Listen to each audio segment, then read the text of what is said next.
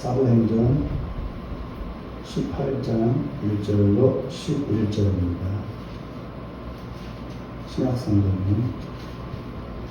신약성경 218페이지 1절부터 11절까지입니다. 천천히 같이 읽도록 시작. 그 후에 바울이 아덴을 떠나 고린도에 이르러 아굴라라 하는 본도에서 난 유대인 한 사람을 만나니 클라우디오가 모든 유대인을 명하여 로마에서 떠나라 함으로 그가 그 안에 브리스길라와 함께 이달리아로부터 새로 온지라. 바울이 그들에게 감해 생업이 같으므로 함께 살며 일을 하니 그 생업은 천막을 만드는 것이더라. 안식일마다 바울이 회당에서 방문하고 유대인과 헬라인을 권면하니라.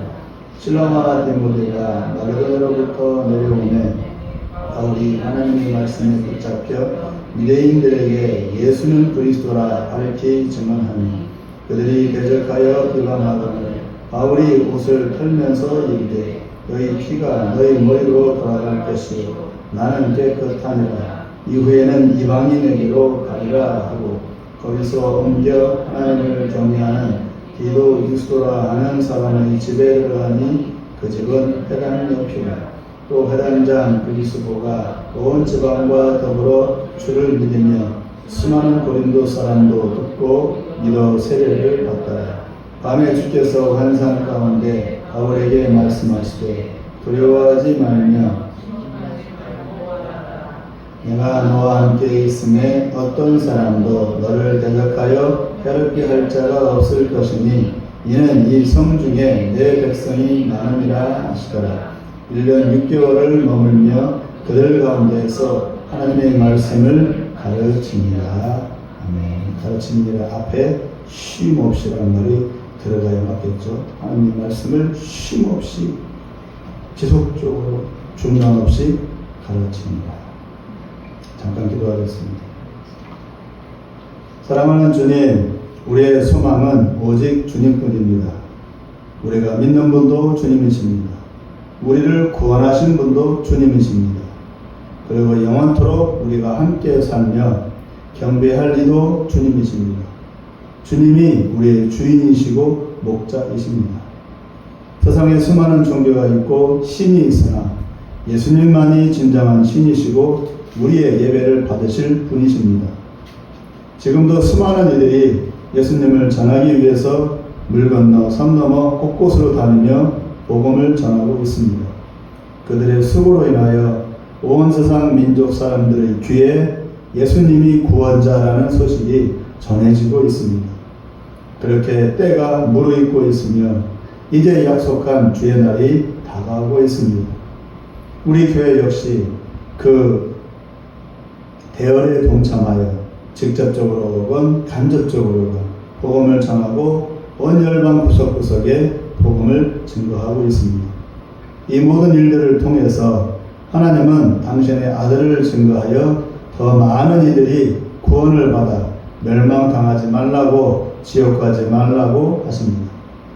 그러므로 우리가 더 마음과 뜻을 다하고 힘을 다해서 복음을 전하고 그들로 구원받게 하는 것이 가장 중요한 사명인 줄로 믿습니다. 지혜와 열정으로 더욱 성실히 노력하게 하시고 중단 없이 쉼 없이 끝까지 사명 감당케 하여 주옵소서. 예수님의 이름으로 기도합니다. 오늘 말씀의 제목은 구원과 사역이라는 제목으로 잠시 말씀을 나누려고 합니다.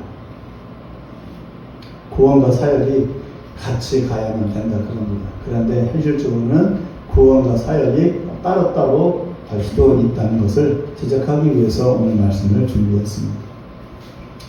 천국은 침노하는 자의 것이라는 말이 있습니다. 바닷가에 가보면 백사장으로 또 바위로 파도가 끝없이 몰아치는 광경이 보입니다. 바다가 있고 육지가 있어서 경계선을 딱 긋고 그냥 고요하게 바다는 바다, 육지는 육지 이렇게 고요하게 있으면 되는데 왜 바다는 끊임없이 무틀 향하여 몰아치고 할까요? 마치 무틀 육체를 정복하기 위하여 침략해 들어가는 군대처럼 보입니다. 파도가. 육지는 가만히 있지만 바다는 가만히 있지 않고 밤이고 낮이고 쉬지 않고 파도를 치며 육지를 기어오르고 있습니다. 그러므로 바닷가는 고요하지 않습니다. 파도 소리 때문에 매우 시끄럽습니다. 어찌 보면 전쟁터 같습니다. 침노하고 또 침노하는 전쟁터 말입니다. 어떤 이는 교회가 지역사회의 문을 열고 그들을 받아들여 문턱을 낮춰야 한다고 말합니다. 그래서 꼭 예배만 할 게 아니고 마을 사람들이 필요하면 언제든 예배당을 열어서 빌려주고 마을 회관처럼 그렇게 빌려주고 자유롭게 사람들이 교회를 드나들게 해야 한다고 합니다.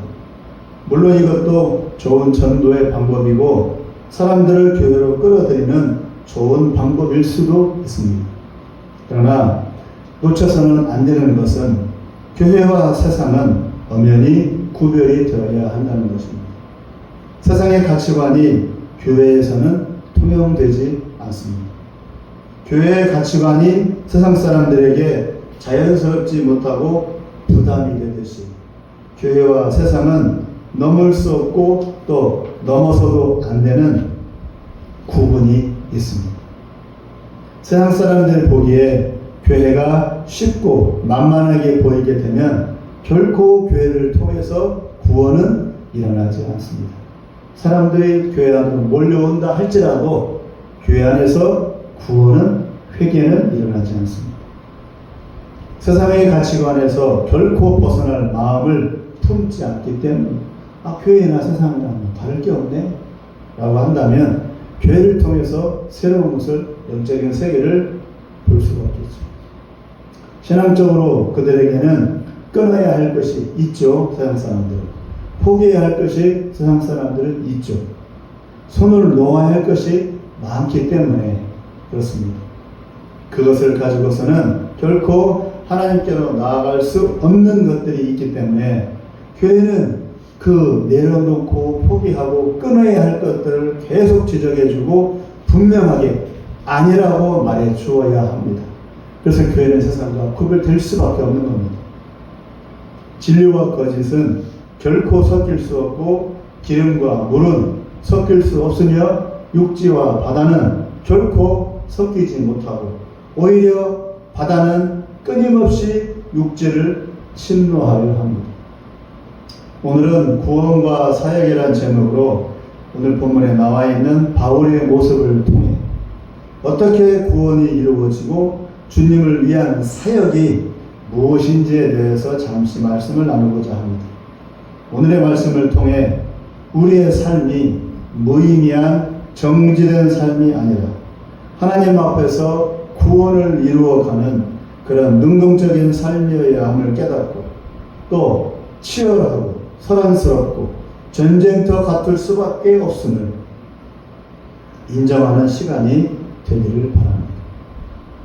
사도 바울은 유대인으로서 바리새인이었다가 어느 날 갑자기 예수님을 만난 후에 바리새인이란 자기 신분을 내려놓고 예수님을 전하는 전도자가 되었습니다. 어떤 사람은 말합니다. 바울을 목회자라.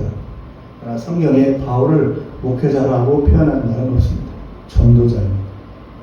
전도자는 뭡니까? 계속 복음을 전하는 사람. 한 영혼 한 영혼을 구원하는 목적으로 복음을 전하는 사람. 그러나 목회자는 사람을 모으는 사람. 개념이 틀립니다. 동족들의 위협에도 불구하고 그는 담대하고 끈질기게 예수가 구원자라고 가르치고 외치고 선포하며 돌아다녔습니다. 하나님을 제대로 믿고 따르는 길이 오직 예수님을 구주로 영접하고 그분의 말씀에 순종하는 것이라는 사실을 새롭게 깨닫고 나서 예수 신자가 된 바울은 자기 자신이 바리새인으로서 예수 신자들을 잡아들이는 일을 했다가 갑자기 예수를 믿고 전하는 사람이 된 자기 자신을 돌아보면서 기적 같은 일이 나에게도 일어났으니 다른 사람들에게도 충분히 똑같이 일어날 것이라는 사실을 믿고 바울은 끊임없이 줄기차게 복음을 전하고 외치고 선포하여 이스라엘과 그 주변 나라에서 바울을 모르는 이가 없을 정도로 소문이 나게 되었습니다. 아, 나 같은 바리새인, 예수를 잡아 죽이는 예수쟁이들을 잡아 죽이려고 했던 나 같은 사람도 천천히가 아니라 갑작스럽게 예수 음성을 듣고 갑자기 변화되고 회개해서 예수 신자가 되었다. 예수를 증거하는 전도자가 되었으니까 아, 내가 저 사람들한테 복음을 전해서 저 사람들이 예수를 믿을 것인가? 뜬금없는 생뚱맞은 얘기 같지만 나 같은 사람이 예수를 믿었는데 어떻게 저런 사람들도 예수를 안 믿겠는가? 라고 하는 희망을 걸고 바울은 어떻게 했다고요? 사정없이 만나는 사람들마다 복음을 전했다. 아, 저 사람은 예수를 믿을 것 같아. 그러니까 전해야지. 아, 저 사람은 예수를 안 믿을 것 같아. 그러면 잠깐 일단 나중에 전해야지가 아니고 그냥 전했다고. 왜? 자기도 예수를 믿게 되었으니까. 전혀 예수를 믿을 것 같지 않은 자기 자신이 변화된 것을 보니까 아, 그래서 나 같은 사람이 있겠나. 전하면 되겠구나. 라고 해서 바울은 보는 사람마다 가는 곳마다 사정없이 복음을 전했다고. 뭐처럼요? 파도처럼. 파도가 상황을 봐가면서 파도를 칩니까? 김선희 사님? 한 그러잖아요. 그냥 몰아치잖아요. 바다가 백사장이건 가. 한마디로 구원받은 바울은 자신의 구원을 빌미로 하여 남들을 구원시키는 이 어려운 일을 하기 위해서 동문서주하며 일평생을 바친 겁니다. 얼마나 아까워요. 자기 인생, 청춘. 배울 만큼 배운 사람, 박사학위도 있는 사람, 바리새인인 사람, 가진 걸 다 가진 사람. 이제 탄탄대로를 걷기만 하면 되는데 그런데 다 내팽개치고 미래를 다 내려놓고 오직 욕 실컷 얻어먹는 전도자가 됐다 그럽니다. 왜 그랬을까요? 자기가 변화된 것을 보니까 아, 전하면 되겠구나. 전하면 되겠구나. 자신감을 얻는 겁니다. 즉 바다가 육지를 찰싹거리며 파도로 쉼없이 몰아치듯이 맨 땅에 헤딩하듯 바울은 황량하고 메마른 심령들에게 예수 복음을 증거하고 또 증거한 겁니다. 지금 이 시간에도 바다에 가면 파도는 영락없이 몰아치고 있겠지. 내가 자는 동안에도 파도는 영락없이 김명사 어머님 어떻게 하고 있어요? 바다를 때리고 백사장을 오가며 몰아치고 있겠지.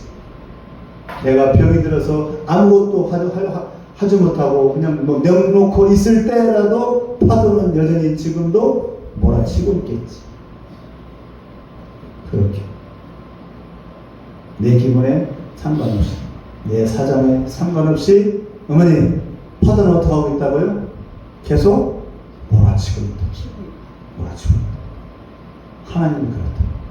우리 사정에 상관없이 계속 하나님은 당신의 종들을 보내서 계속 바다를 바위를 때리는 파도처럼 계속 사정없이 종들을 보내 복음을 전하게 하고 있다. 파도가 바위를 치면 파도는 어떻게 돼요? 유인도 가사도 있죠. 부서지잖아요. 파도가 부서지잖아요. 해안 거품을 내뱉으며 부서질지라도 그래도 파도는 계속 바위를 때리고 또 때리고. 그게 하나님의 심정이에요. 그 심정으로 바울은 그렇게 자기가 부서지는 걸 각오하고 계속 바위를 때렸다. 세상을 때렸다고. 무엇으로요? 복음. 지금 본문은 그렇습니다. 우리에게 그렇게 살라고 요구하고 있는 겁니다. 하나님. 사장 봐가면서 내일 할 거야. 오늘은 피곤하니까 사장 오늘은 전할 사람이 없어. 들을 만한 사람이 없어. 그러지 말고 계속. 이 일은 미친 짓이고 도저히 열매를 얻을 것 같지 않은 황당한 일이었습니다. 자그마한 힘없는 나라 이스라엘에서 태어난 한 초라한 유대 청년인 예수. 그것도 모자라 로마 제국에 의해 나이 30살에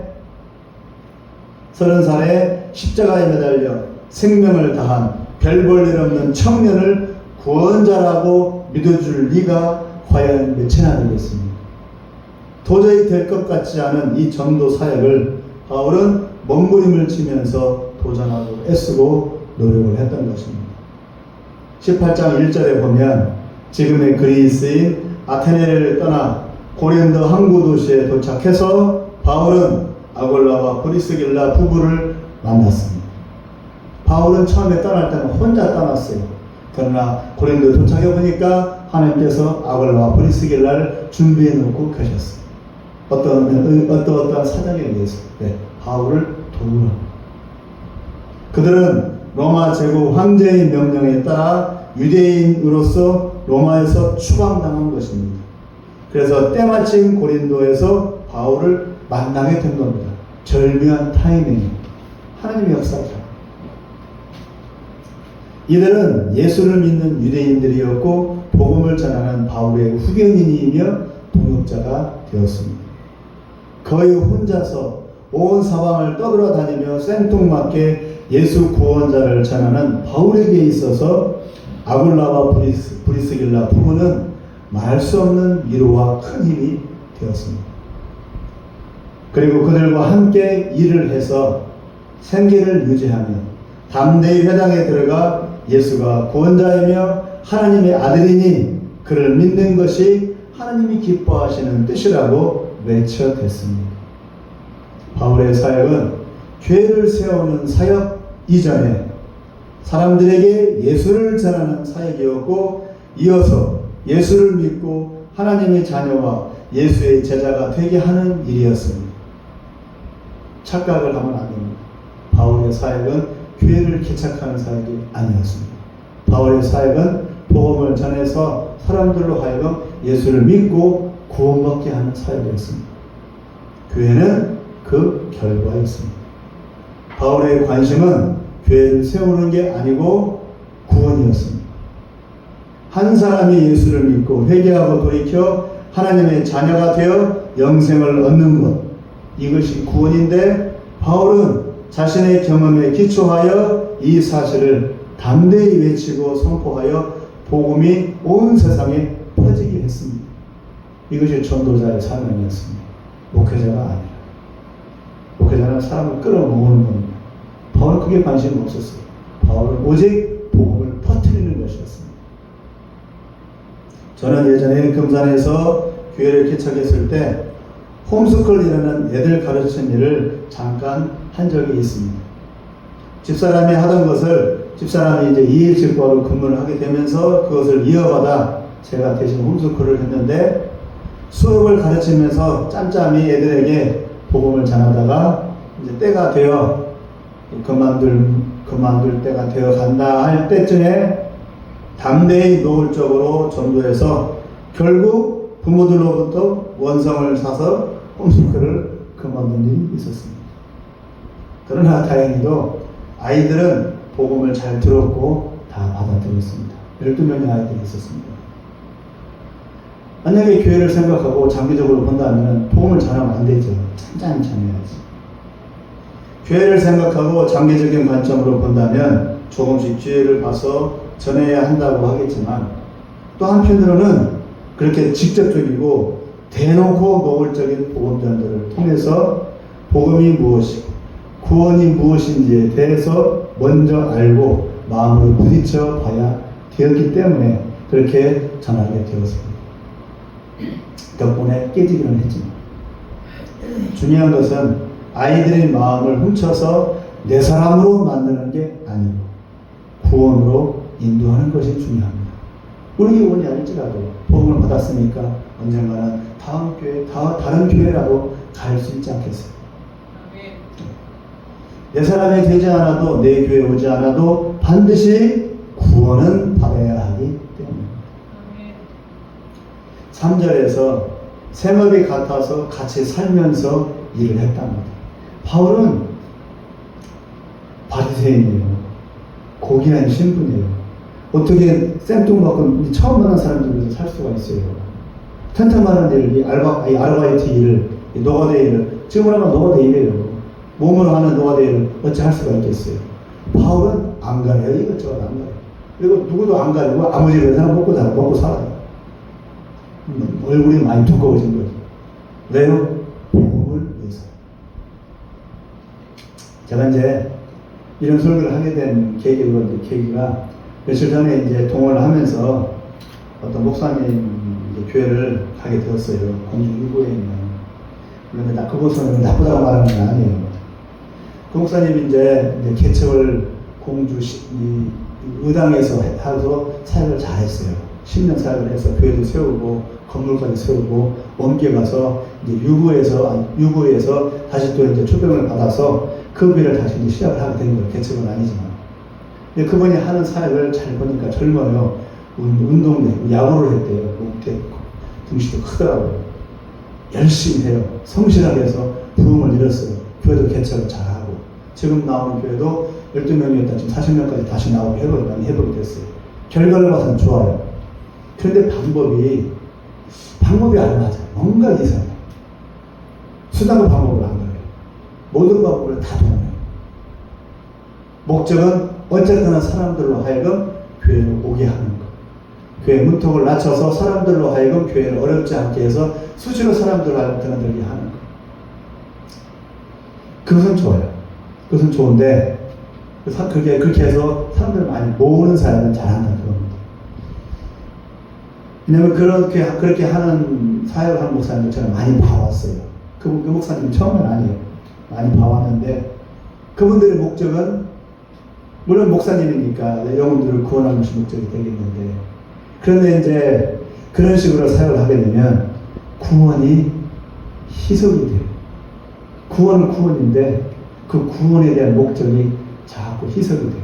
지금은 젊으니까 순수하니까 구원을 위해서 문턱을 낮춰 사람들이 오게 해야 되지 않겠느냐. 와야 복음을 들으니까 말은 좋아요. 그런데 이런 사고방식이 되면 제가 많이 30년 넘게 이제 봐왔습니다. 목사님들. 나중에 가면 어떻게 되느냐. 그 목사님 자체가 변질이 되더라고요. 그 구원이 처음에 순수했던 그 구원이 차츰 가서 이렇게 타협을 하는 목회가 되더라. 그 사람들이 와서 부흥은 되는데 1000명, 2000명 부흥은 되는데 과연 그 교회에 진짜 여기 구원의 역사가 일어나냐, 성령의 역사가 일어나냐, 회개의 역사가 일어나냐 아니더라고요. 그렇게 많이 되기는 하지만 그만큼의 노력만큼의 구원이 안 일어나는 게 많이 봤습니다. 그래서 변질이 일어나는 거더라고요. 그것이 이제 저는 염려가 스럽고 저보다 낫죠. 많이 부흥을 하니까 우리는 부흥도 안 됩니다. 그런 부분이 있어요.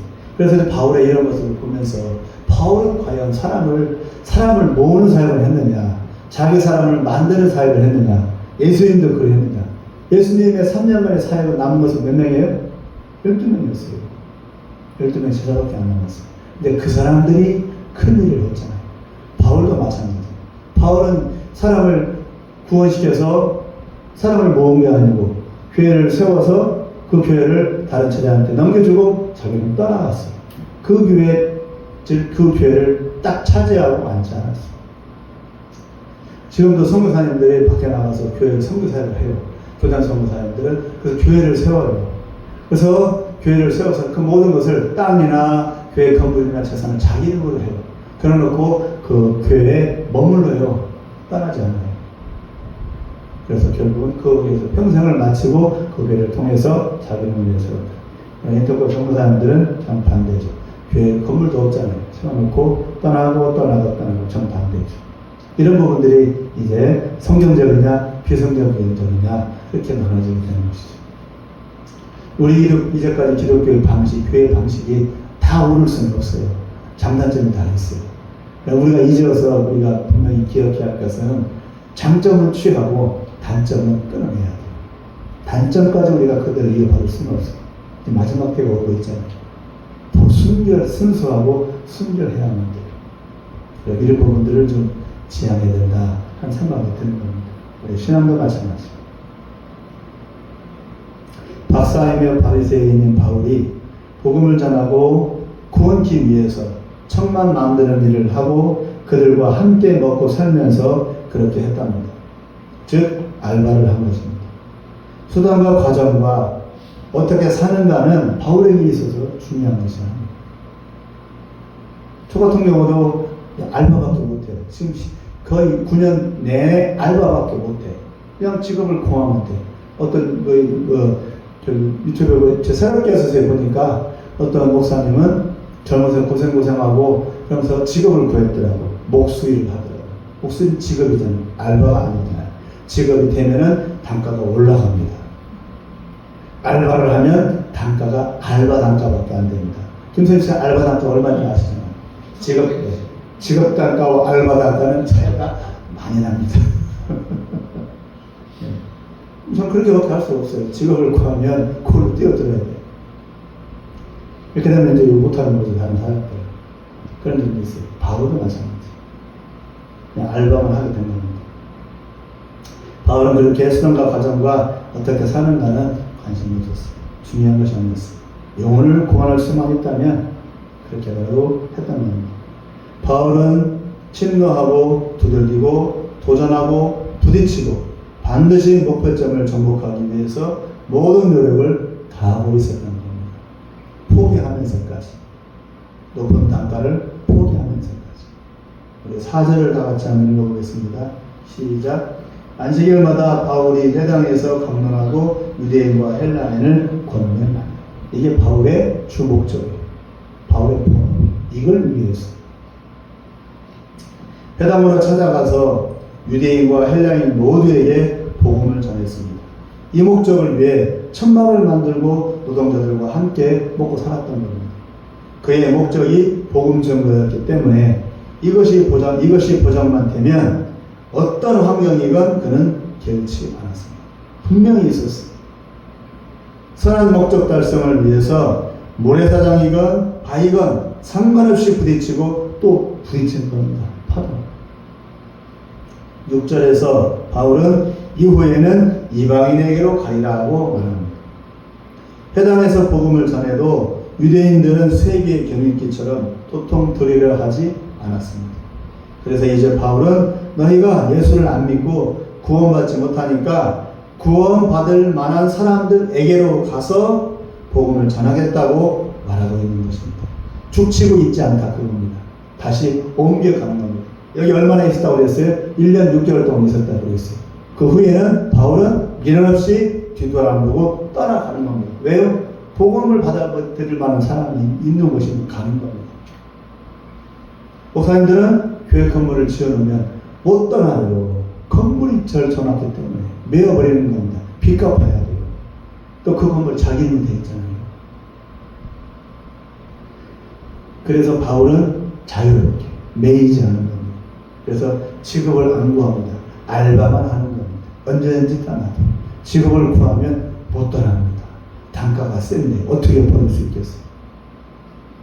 이방인은 유대인이 아닌 사람들, 이스라엘 사람이 아닌 모든 이들을 의미합니다.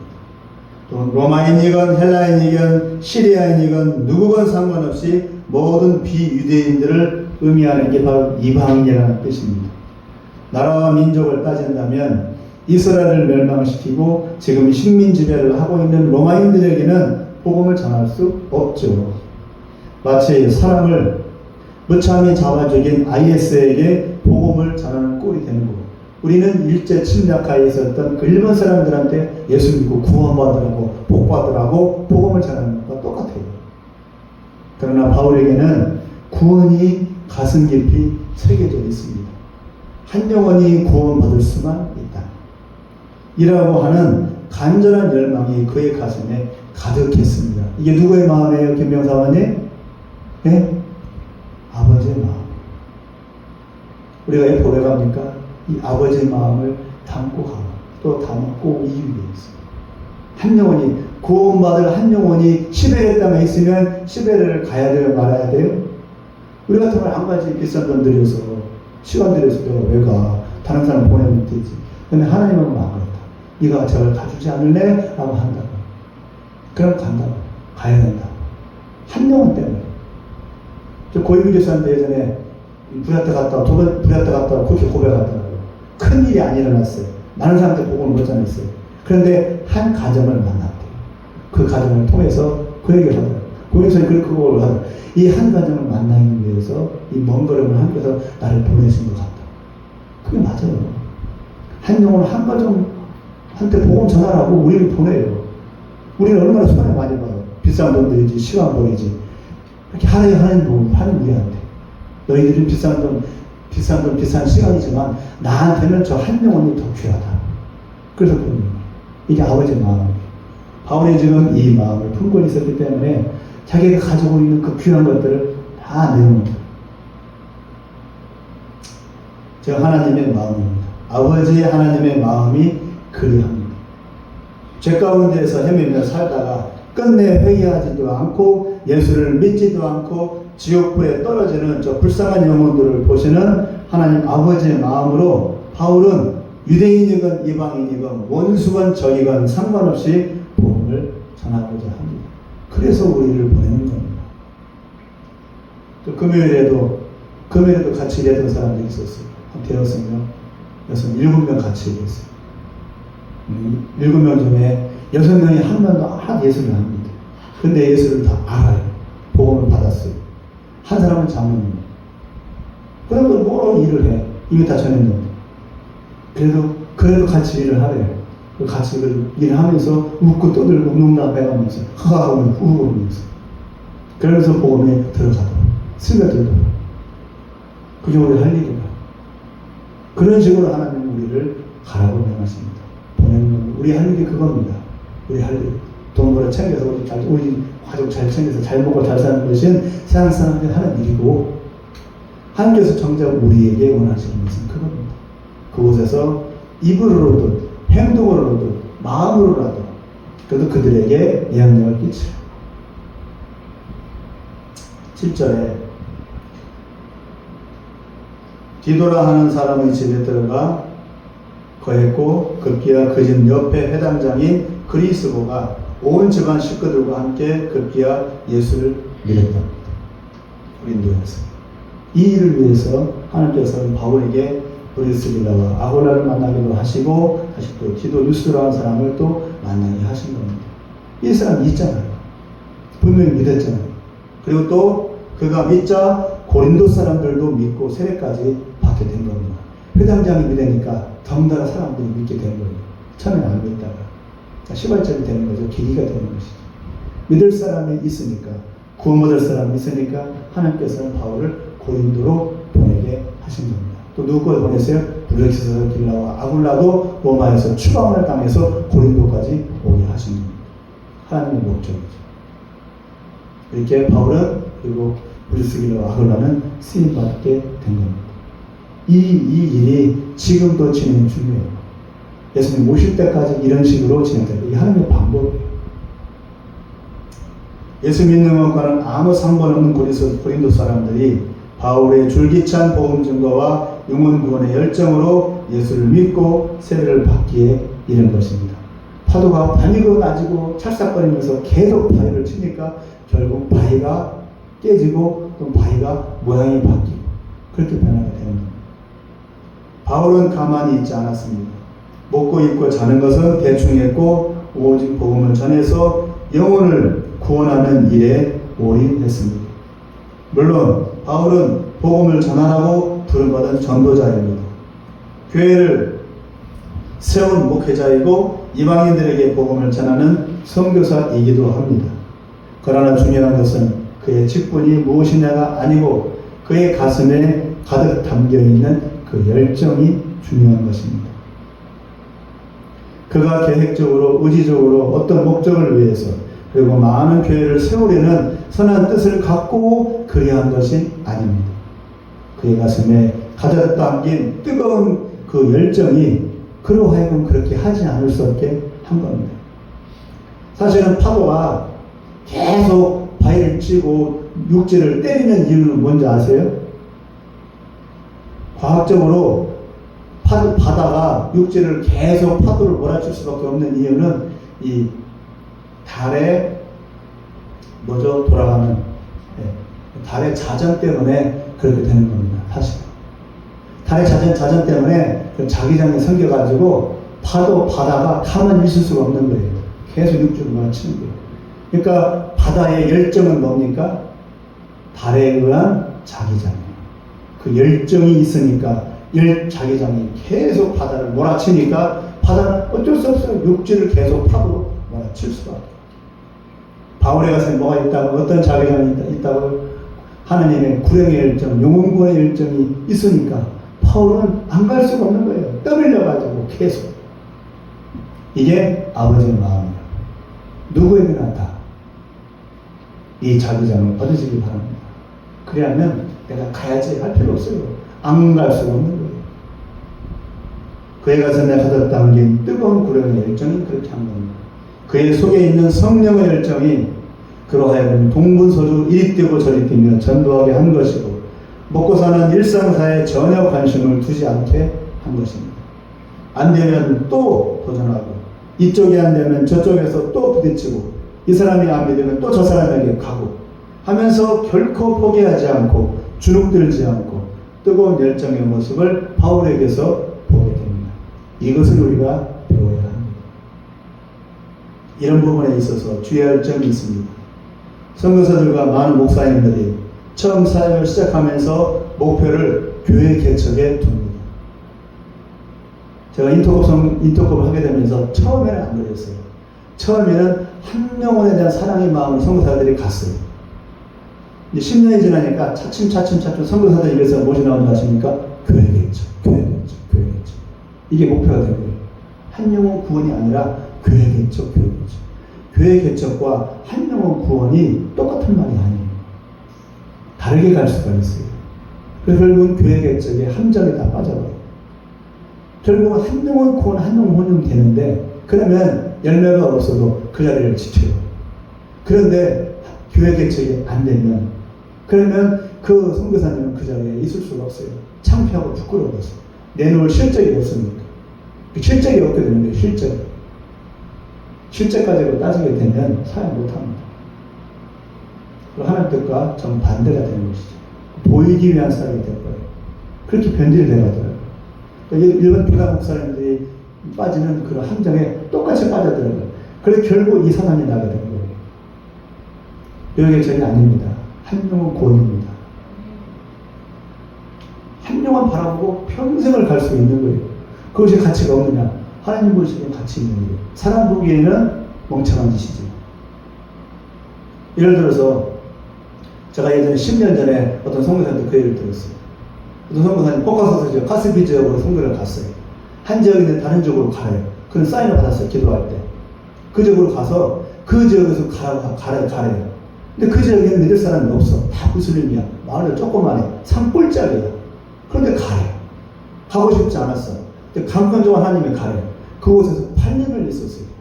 아무 열매도 없이. 그냥 날마다 예배만 드렸어요. 그 가정에. 8년 동안. 한번 살아보세요. 8년 동안 열매도 없이. 매일같이 예배만 드리면서 전도에도 냉담하고 전도에도 안 받아주고 그런 산골짜기 마을에서 어떻게 있냐고요. 사람이 반은 미쳐가는 거예요. 그렇게 순종했어요. 그러면 그렇게 했을까 하나님은? 그게 필요하니까 그렇게 하라고 한 거예요. 열매가 없을지라도.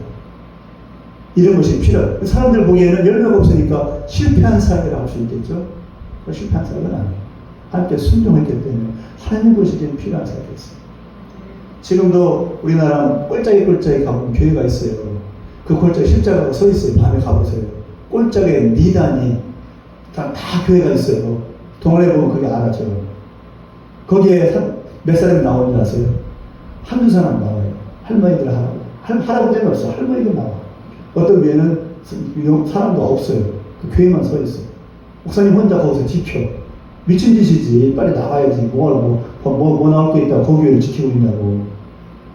근데 그 교회를 지켜요. 평생 기도하면서 그 교회를 지켜. 그게 사명이야. 그런 줄 알고 또 그 자리를 지키는 목사님들이 있어요.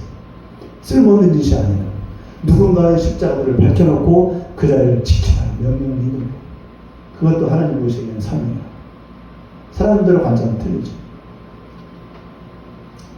이 열정, 이 하나님의 마음, 이것이 우리에게 반드시 필요합니다. 아까 말씀드린 미국의 땅에 그 목사님 보기에 미친 짓이지.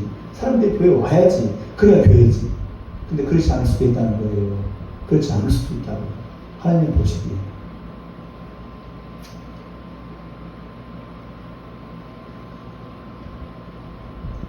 이런 모습이 목사님들이 이렇게 교회 개척에 두는 것이 잘못된 것은 아니지만 포인트가 잘못되었고 우선순위가 바뀌었습니다. 교회 개척과 설립이 목적이 되면 우선 사람을 모으는 것이 주된 사역이 되어서 굳이 전도가 아니더라도 다른 다양한 방법으로 사람들로 하여금 교회 문턱을 넘게 하면 됩니다. 그럼 사람들 와요. 그리고 그렇게 되면 모아지면 모인 사람들을 확보하고 떠나지 않게 하기 위해서 다양한 방법과 인위적인 노력으로 붙잡아 두고 직분을 막 억지로 떠맡기고 얼거매어서 그 교회를 떠나지 못하게 합니다. 그러면 교회가 부작용이 생기게 됩니다. 그러나 다른 관점에서 사역을 본다면 교회 설립이 목적이 아니라 한 영혼이 구원받게 하는 것이 목적이 될 수 있습니다. 예수 안 믿고 불신 상태이거나 실족해서 신앙생활을 중단하고 있는 이들을 교회로 끌어들이는 게 아니라 우선 그들로 예수를 알게 하고 신앙을 회복시키는 것에 주목적을 둔다면 굳이 내 교회로 끌어들이지 않아도 되는 겁니다. 하나님의 관점에서는 모든 교회는 동일합니다. 1000명이건 1명이건 다만 특색이 다를 뿐입니다. 그러므로 어느 교회를 가건 그 영혼이 제대로 믿고 믿음의 삶을 살면 되는 겁니다.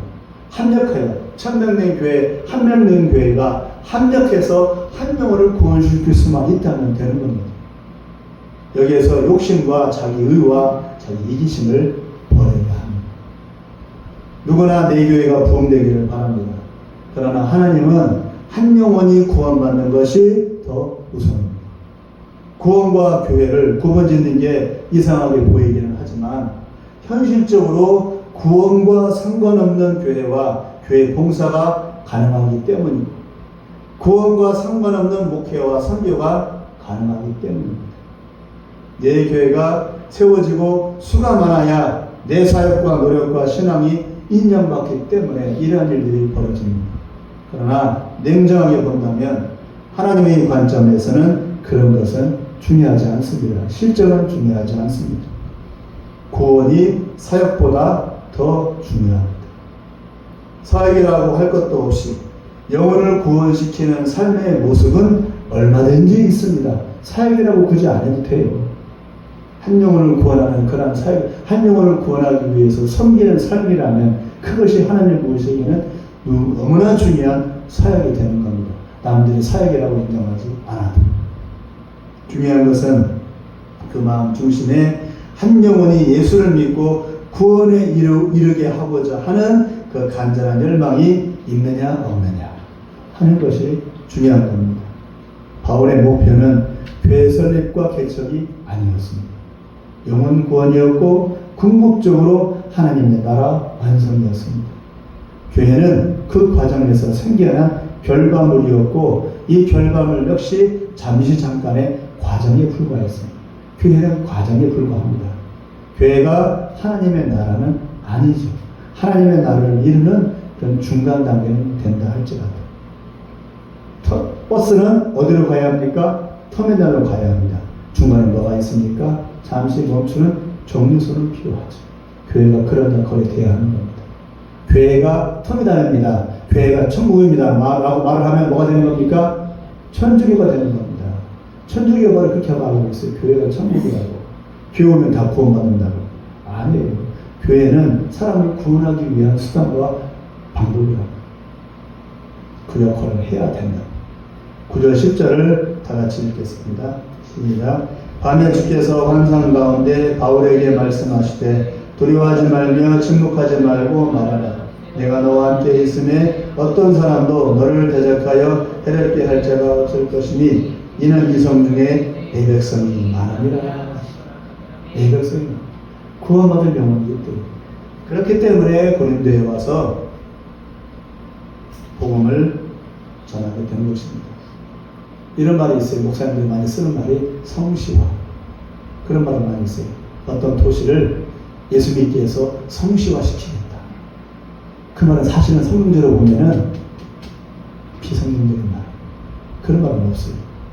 얘는 칼빈이 그런 말을 했어요. 제네바 도시를 성시화한다는. 사실 제네바 도시가 성시화 됐느냐? 100%에서 안 믿었어요. 한 80%를 믿게 됐어요. 엄청난 성공이죠. 그걸 본따서 종교개혁자인 칼빈을 따라서 많은 목사님들이 성시화 그런 말은 없어요. 성경에. 한 명은 구원이 있죠. 도시를 복음화시키겠다. 그런 말은 없어요. 될 수가 없어요. 그 말. 오만이고 자만이죠. 환상으로 예수님이 바울에게 가만히 있지 말고 더 열심히 복음을 전하라고 했습니다. 두려워하지도 말고 잠시 쉰다고, 기회를 엿본다고 침묵하지도 말고 담대하고 거침없이 복음을 전하라고 하셨습니다. 사람 끌어모으기 위해서 이 방법 저 방법을 가르쳐 주신 게 아니고 다만 예수 그리스도의 죽으심과 부활을 증거하라고 했습니다. 그것이 바울의 할 일이었습니다. 바울은 사람 끌어모으는 제주꾼이 아니고 전도자였습니다. 이것도 하고 저것도 하는 만능인이 아니고 오직 복음만을 외치고 가르치는 선포자, 전도자, 성경 선생이었습니다. 복음을 전해 영혼을 구원하기 위해 무슨 일도 마다하지 않고 어떤 환경에도 불평하지 않았습니다. 많은 것을 가진 자임에도 거지가 되었고 무시당하는 처지가 되었습니다. 다만 한 가지 목적을 위해서, 영혼 구원. 그래서 바울은 기꺼이 순종했고 기쁨과 보람으로 여겼습니다. 사서고생을 기쁨으로 했습니다. 왜요? 어디든 무엇이든 개의치 않고 침노하고 정복하려는 구령의 열정이 그에게 있었기 때문입니다. 아까 말씀드린 유구 땅에 있는 그 목사님이 해서 많이 교회가 부흥이 되고 또 잘 나가는 교회가 되었습니다. 그런데 그 교회 맞은편에 어떤 교회가 있냐면 입석교회라는 그 교회가 있습니다. 그 교회도 똑같이 감리교회예요. 그 연배도 비슷한 40대 목사님이에요. 그 목사님은 다 쓰러져가는 그 교회에서 지금 17년째 버티고 있어요. 부부만 있고 한두 사람밖에 안 나와요, 교회. 근데 거기에 더해서 지금 사모님이 일을 하다가 다단계에 걸려가지고 빚을 지게 됐어요. 그래서 목사님은 이제 일을 안 하고 사역만 하게 됐는데 이 다단계로 인해서 빚을 지게 돼서 목사님도 이제 일을 하게 되었어요. 풀타임. 그럼 이 교회는 이렇게 잘 나가는데 왜 이 교회는 못 나가게 되냐고. 똑같은 연배, 똑같은 감리교고. 입장도 똑같고. 우리 이 목사님은 14년 동안을 초빙받은 그 시골교회에서 14년 동안 버티면서 여기까지 왔는데 너무나 불경파하지 않아요? 하나님은 이쪽을 축복해주고 이 교회는 저주를 내린다고. 그렇게 볼 수 있잖아요? 그래서 이렇게 생각이 들더라고요. 이 안된 목사님은 교회를 14년 동안 지키다 보니까 사람들이 안 와. 워낙 초라한 교회고 다 쓰러져가는 교회다 보니까. 그래서 이제는 이런 비슬적이 만들어서 하나님께서 뭐 하라고 하시냐? 이제 기다리지 말고 가라. 나가서 영혼들을 만나라. 그동안 사모님만 이제 알바하면서 얼마나 생활이 힘들고 궁금했겠어요. 그래서 이제 하나님께서 빚이라는 것을 떠안겨서 이제는 나가서 복음을 전하면서 너도 돈을 벌면서 넉넉하게 좀 생활하라고. 그럼 영혼들을 찾아가라고. 찾아오기만을 기다리지 말고 찾아가라고. 너는 찾아오게 하는 기술 없잖아. 저 목사님처럼 뭐 이기웅리 저공리 이렇게 저렇게 요령을 다 피워가지고 사람을 끌어모는 재주 없잖아. 그럼 네가 그냥 찾아가. 찾아가서 사람들 만나서 복음 전해. 같이 생활하면서 이런 얘기 저런 얘기 하면서 생활 속에서 전화 들으면서 그 사람과 교제해. 저는 그렇게 생각이 들더라고요. 안 오면 찾아가면 되잖아요. 찾아가서 영혼을 만나면 되죠. 저도 2년 동안 금산에 있으면서 이 사람들이 오기만을 기다렸어요. 저는 매일 새벽에 나가서 복음 전했어요. 복음 전도지만 한 2만 장을 돌렸어요. 그래도 안 와요. 안 할 사람은 안 와요. 전도한다고 사람도 오는 게 아니에요. 그러다가 지금 와서 얄바하면서 영혼들을 만나니까 지금 더 사람들을 많이 만나요. 더 영혼들을 많이 만나고 더 별별 사람들을 더 많이 알게 됐어요. 더 많은 사람들을 많이 알게 되고 교제하게 됐어요. 그래서 복음을 더 많이 전하게 됐어요. 찾아가니까 돈도 벌고 알바도 하면서 일석이조. 꼭 먹고 안 먹고 얼마나 좋아요. 외롭지도 않고 교회를 지키잖아요. 외로워 사무쳐 죽어요. 가게 차려놓고 손님 기다리는 그런 심정이에요. 파리만 나요.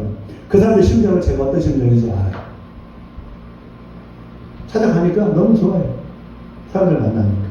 그리고 마음을 열어요. 그 사람들이. 이런 사람이 와서 여기 일을 하면서도 이런 사람 여기서 이렇게 같이 똑같이 우리랑 같이 일을 하는구나. 그러니까 얘기를 하면 문 안 닫아요.